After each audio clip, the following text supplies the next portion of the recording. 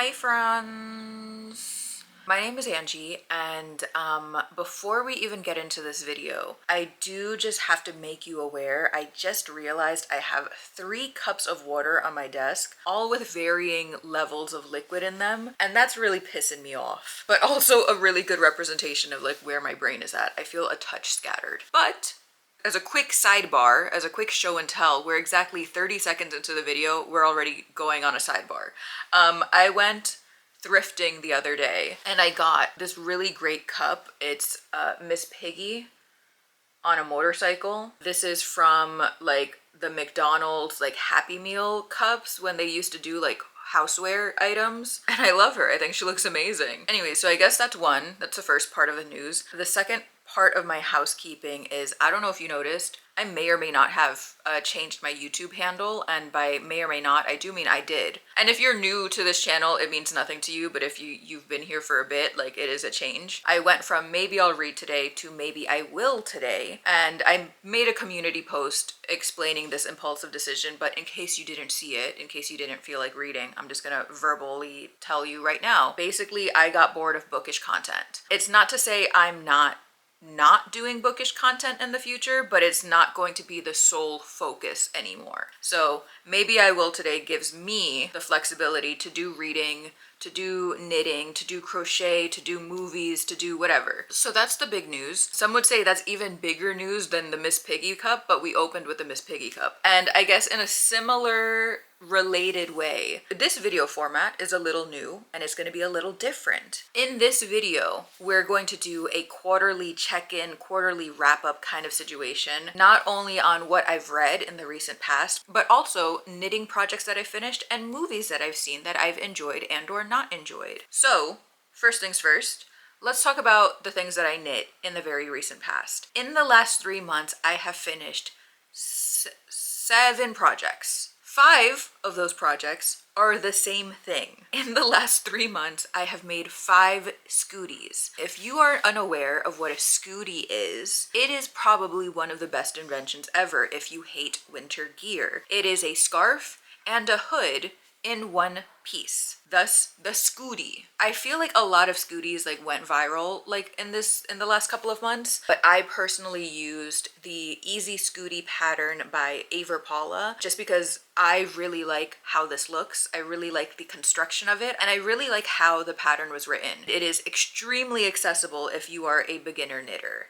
And so if you are not following them, I highly recommend. They also have a YouTube channel, which I am a huge fan of because like they kind of walk you through their process. They like show you like all of their testing and like all of that jazz, and it's just like really cool to see how these designs are made up and to see how much work is put into them and to see like their vision come to life. So huge fan of the pattern, huge fan of the creator of the pattern, and again, I made 5 of these bad boys. I don't think I have pictures of the first 3 that I made, but I made a red one for my mother, a blue one for a friend, and then a pink and maroon striped one for another friend. And then once I got all of that out of the way, I made some scooties for myself. The first one that I made was this short length scooty in this like yellow lilac-y yarn from Wool and the Gang. I have mixed feelings about this. I think it looks really cute in the ball. I think it looks too gray in practice. I don't know, I feel like the colors are too similar that they kind of blur in a way that's like not pleasing to the eye. And so it's safe to say it's not my favorite scooty. The other reason why it's not my favorite is because I don't love the sensation of having it so close to the neck here. I had originally made myself the short length because I personally don't like wearing scarves in the winter. I hate the like bulky sensation on my neck. It just like, it feels awful. It's like a sensory nightmare to me. And so I figured if I make a short length, I don't have to have all of the tails everywhere. It's just one knot here. What I did not consider is that by having one knot here, the knot is resting directly under my chin. And so I actually hate wearing this a lot. I actually avoid wearing this all the time. Once I realized my mistake, I decided I really need to make another scooty because I really need a scooty for this winter. And that's when I made my second scooty. This one is in the medium length, which actually allows you to wrap it around your neck once and then knot it in the back. And at first I thought this would have been a sensory nightmare because you're like physically wrapping it around your neck, but because it has the extra length, you can make this as loose as possible. And so that's what I've been doing. And so I still get the cold weather protection without the like strangulation and the bulk right under my face. So this is actually the perfect length for me. And I've been using this Scooty all the time. I also much prefer the color combination in this Scooty. We have the brown, we have a cream, we have a lime green, and I especially like it because my winter coat is brown, and so like it matches my winter coat perfectly. This one, not so much. And in fact, I think I might frog this one because I don't use it at all and then kind of like save the scrap yarn for another project. Like I think I'd be okay with this being like a felted bag. So, you know, we did it. We tried it.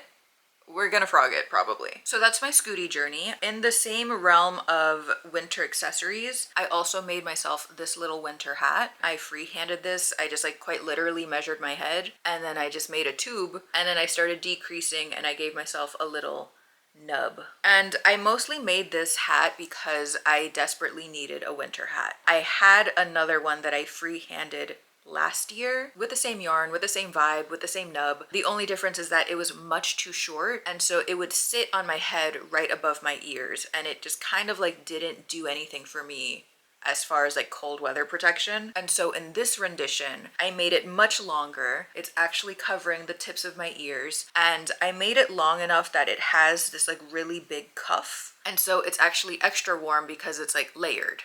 You feel me? And this is probably my new favorite winter hat. I really like her a lot. And then finally, we have the Ringo top. I think I first cast it on for this project either in late August or early September. And then it took me until like mid-January to actually finish it. I don't remember the timing of it. I just know that it took me a very long time. And I will say, first, I will put the creator's name up here because I don't remember it off the top of my head. But secondly, while I love the end product and I think it looks really good, I did struggle a little bit with the pattern. It just like wasn't super clear at times how to articulate and explain that further. For one of the struggles that I had with this pattern is like reading the chart, especially when we started getting into like the armholes and like the casting off and the decreases, because the cable work pattern works in like sets of 6, right? It repeats every 6 columns. Let's say that's 24 stitches. I'm making these numbers up. I have no idea. But when you get to the armhole, the pattern says something along the lines of like cast off 14 stitches, and then the next line is just now continue in pattern. And I really struggled with that because I was like, are we continuing in pattern as in like the starting of the round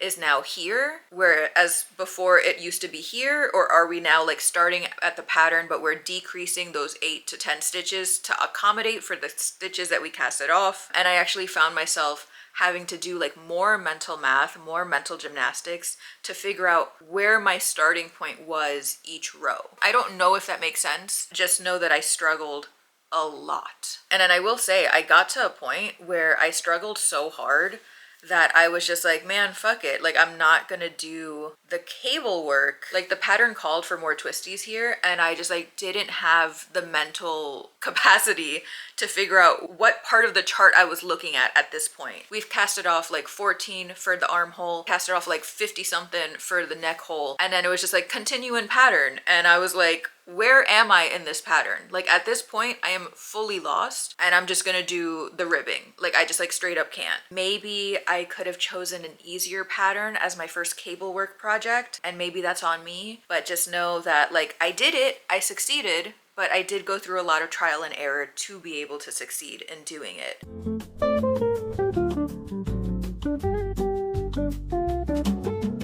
I'm not gonna go through every single book that I've read this year. I mean, like, granted, it's not a lot, but I just like don't have the energy to go through 12 books when most of them were 3-star and I don't really care for them. So instead, I'm gonna give you my favorites and my least favorites. One of my favorite books that I've read recently was actually You Again by Kate Goldbeck. This is something of a romantic comedy in like the most awkward, uncomfortable, messy ways. And I really enjoyed that aspect of it. In this book, you're following Ariana and Josh. They're both living in the city and they're both kind of struggling in their respective careers, but they keep getting drawn back together in like the most awkward, uncomfortable uncomfortable ways. For example, their first meeting is out in the street as Ariana is working for like some kind of animal nonprofit, and she's like soliciting people in the street to get donations to reach her quota to be done with her workday. One of those people that she tries to get a donation from is Josh. They have an altercation. There's a small argument. There's a small tiff. And then they go separate ways. Ariana is back home and there's a knock on her door. Who is it? But Josh. And he's there with a cooler full of food with the plans of making dinner for her roommate, with the intention of kind of solidifying their situationship into an actual committed, monogamous, exclusive relationship. And he has really high hopes for that, until Ariana reveals to him that she's also been hooking up with her roommate, and maybe they're not as exclusive as they think. They get into another argument. They split ways again. A year and a half later, they cross paths again. 5 years after that, there they are again. 8 years later, here we are again. And so in a lot of ways, it's kind of like a When Harry Met Sally situation, except they are not friends. And every single time they cross paths, it's more of a, like, not a, hey you, but you again? Oh, ha, and that's what it's called. I connected the dots. That wasn't a bit, that was actually me being dumb. And then the story really picks up 8 years after they first met, when they've crossed paths again and they realize that they have both hit rock bottom in different ways. And because there's so much animosity between them, they actually find themselves being able to be vulnerable with one another, because it's something like we've already exposed our ugly truths to one another. What's a little bit more ugly crime? And so like they start hanging out and they start having this like sense of like camaraderie with one another. It blossoms into a friendship. It blossoms into a little bit more. It was just like delivered in a really great way for me. The next recent fave is Liquid by Mariam Rahmani. This is also something of a romance, but also something of a not romance. I would say maybe it's more literary fiction than it is romance. I think it starts off really romantic comedy, and then like a wrench is thrown into the gears and we are like completely pivoted in a different direction. And I really like that pivot. I really like how drastically this book changes in vibe and tone and theme about halfway through the book. But basically in this book we are following an unnamed character, and she has also kind of hit rock bottom. I like to read books about people in their 30s who have hit rock bottom. It's fun for me. It's comforting for me. It's validating for me. So her best friend makes an offhanded comment like, why don't you just marry rich? You know, like we live in LA, there are rich people everywhere here. Just convince one of them to marry you, and then like you don't have to worry about rent. You don't have to worry about your career. You can kind of just like chill. And she takes that comment to heart and she's like, okay, I have one summer to date as many rich people as I can with the goal of getting engaged by the end of the season. And so she sets up an Excel sheet. She starts going on these dates, and it's funny. It's clever. I think the author does a really good job of like exploring and critiquing the modern dating world. And then tragedy strikes, and something happened to her father, and our narrator and her mother have to fly out to Iran, and that's where the entire book changes. I think the second half of the book is kind of like a reality check, not only for the narrator but also for the reader, and I really like the experience, the journey that like this book takes us on. The one book that I didn't enjoy in the very recent past was a book that I knew that I wasn't going to enjoy. Like I picked it up fully knowing that it was going to piss me off, and then it pissed me off. And that is If Not For My Baby by Kate Golden. This is essentially a Hozier fanfic. If you look at that cover, that is a traced image of Hozier. Like they didn't even try to make him look different. That is him. So, context. In this book, we're following a young aspiring singer named Clementine. She gets the opportunity to sing backup vocals for a very famous folk singer from Ireland named Halloran? ?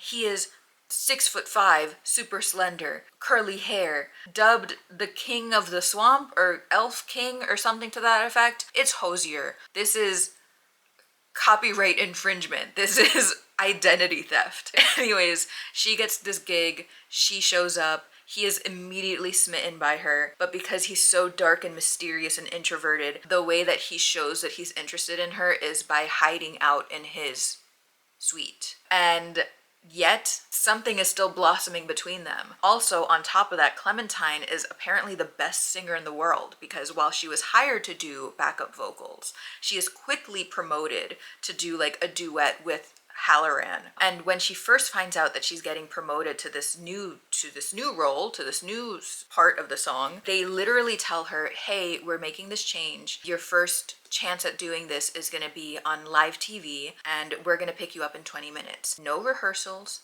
no sound checks, and on top of that, she is canonically a soprano, and the person that she's replacing is an alto. Two very different singing ranges, two very different sounds. And they just popped her onto live TV like it was nothing. And that's one of the things that pissed me off the most, because as a Capricorn Venus, I love a workplace romance. And so like, I want the nitty gritty details of the rehearsals, of the sound checks, of the planning. You know, like if you're gonna talk about a career, I want you to do your work and research that career and make it feel real. And in this book, it wasn't. And also, I think it was a missed opportunity, because if you wanted to have curated moments where Hozier and Clementine can have these one-on-one sessions, the rehearsals and the sound checks and the practices would have been perfect for that. Instead, you're telling us they have this chemistry instead of showing it to us.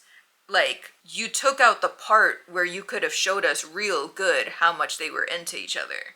Are you dumb? Sorry, that was mean. But like, also, are you dumb? There's a lot of other things that I hated about this book. I feel like I could make a whole video just about how much I hated this book, but at the same time, it takes so much energy to be a hater, and I just like don't feel like using my energy to do that. So this is what I'll leave you with. I had to step away from the camera, and I don't remember what we were talking about. I think the last thing I said was how much I hated that Hozier fanfic, and I truly don't have anything else to say about it.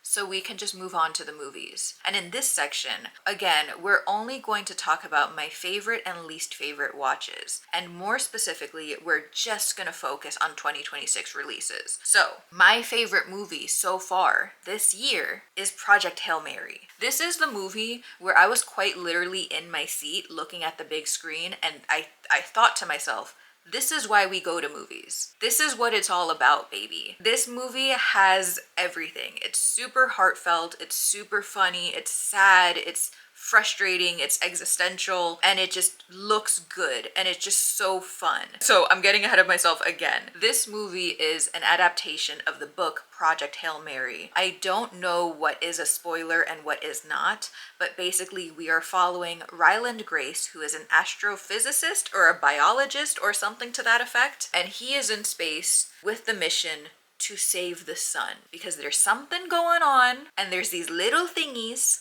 that are eating the sun, and he has to figure out what he can do to stop that from happening so that the world doesn't end. It made me laugh. It made me cry. It made me cry again.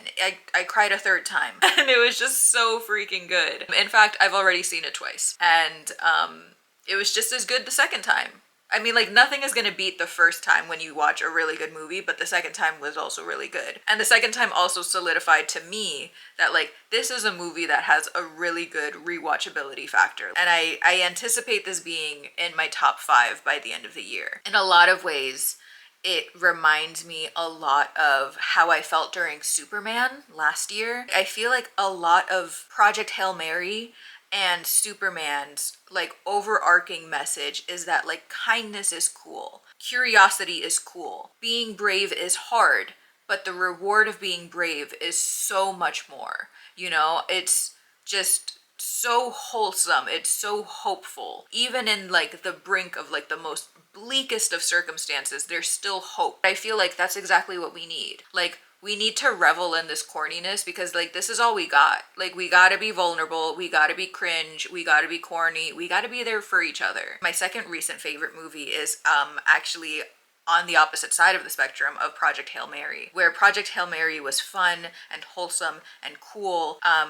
The Sound of Falling was not. I mean, I thought it was still cool, but it's like very like subdued. It's very digs under your skin and makes you feel sad. What can I say except I contain multitudes? I want to feel that hope, and then I also want to cry in my car for 15 minutes. But The Sound of Falling follows primarily a house, following 3 or 4 generations of girls who grow up in this one house. And the way that it's formatted is it's very like fragmented. Like it's not just like we have one section in the 1800s, then we have another section in the 60s and another section in the 2010s. We're getting little pieces of each story as they're kind of coming together. It's kind of like a kaleidoscope of the lives that lived in this house. And as you're watching this movie, it dawns on you, it's about girlhood. It's about that really horrible feeling when you are realizing that you are no longer a girl. When one day you can run around in shorts and do cartwheels in a skirt and everyone just thinks it's cute and charming, and then the next day it's sit up straight, put on pants, your uncle is coming and he's weird. It's like it's about that moment in time where you've lost your girlhood because of the perception of the other people in your life. I went into this movie not knowing much about it. In fact, I actually thought it was like a horror movie. I thought it was like a haunting movie, and in a lot of ways it is haunting, but it isn't supernaturally haunting. It's socially haunting. It's psychologically haunting. And I thought it was really great. My least favorite movies, fortunately, are in abundance, because the first month and a half of this year was actually doo-doo garbage for cinema. Like, I have never had such a worse time in a movie theater than I have in the last month and a half. But the first of my hate movies is People We Meet on Vacation. And this doesn't surprise me that I hated it because I didn't like the book. And like, granted, I don't remember the book very well. I just like remember not really buying into the dynamic of Poppy and Alex. And then I watched the movie and I really didn't buy into the dynamic of Poppy and Alex. This movie is about Poppy and Alex. They are college friends, and they go on vacations together, and they fall in love eventually, I guess. But I just like can't buy into this romance because I find Poppy incredibly rude. And I know in the book and in the movie, they're trying to reframe her rudeness as like quirky and confident and, you know, like someone who's not afraid to be themselves. But I just find her so rude. Like, especially in their first meeting with one another, where like Alex is offering her a ride home, and like they're about to go on a road trip together as strangers. And this guy deliberately tells her, hey, I would prefer if you didn't eat in my car. And she said, heard? But this burrito is really good and I'm gonna eat it anyways. And then she proceeds to eat it, and she proceeds to make a mess in his car. And maybe this is just like the whatever in me, but like, come on, dude. I asked you not to do one thing and then you did it anyways. And not only that, he's offering her a free ride home. She shows up an hour late. That's not quirky. That's not cute. That's just rude. That's like entitled, disgusting, ugly behavior.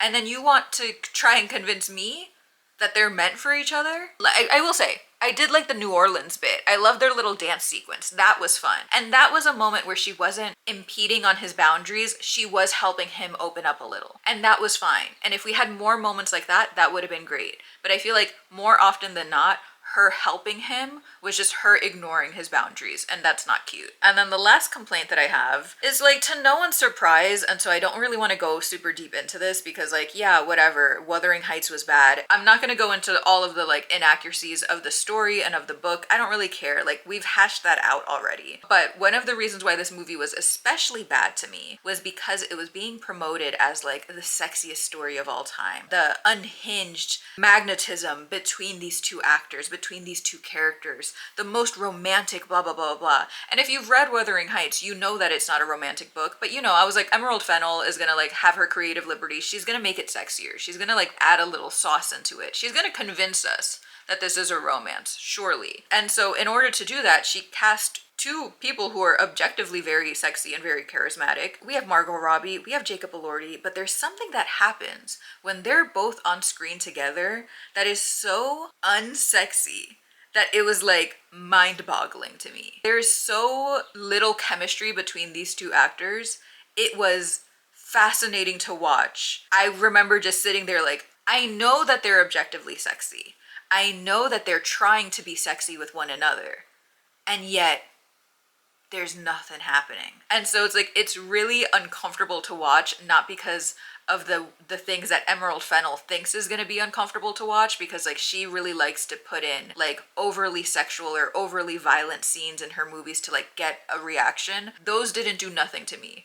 The reason why it was so uncomfortable to watch is because it was so empty. To deliver something so emotionally devoid of anything is just like, you really have to be shit to be able to deliver nothing. And so that was that. That was January, February, March. That's the quarterly wrap up. Thank you so much for watching.